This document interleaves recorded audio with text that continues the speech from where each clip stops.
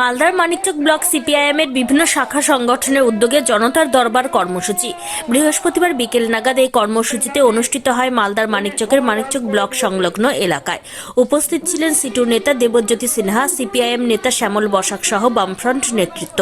এদিন জনতার দরবার কর্মসূচি থেকে রাজ্য সরকারের বিরুদ্ধে একরাশ ক্ষোভ উগরে দেন সিপিআইএম নেতৃত্ব। বাসা ভাঙতে হবে। আপনারা চাইবেন, চাওয়ার অধিকার আছে, আমরা আপনাদের পাশে আছি। দেখুন, সব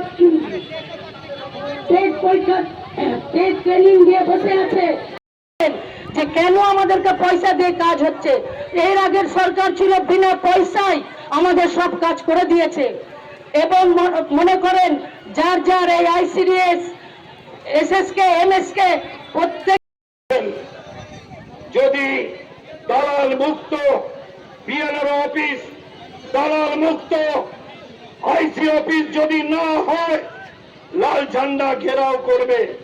আমাদের দাবি আছে মানিকচক রাজমহলের মধ্যে ব্রিজ তৈরি করতে হবে।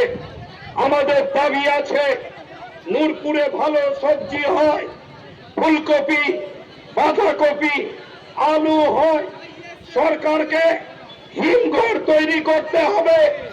আমাদের দাবি আছে লস্করপুরে 4টা বুথের মানুষের আসতে অসুবিধা, আজান ঘটে ব্রিজ করতে হবে।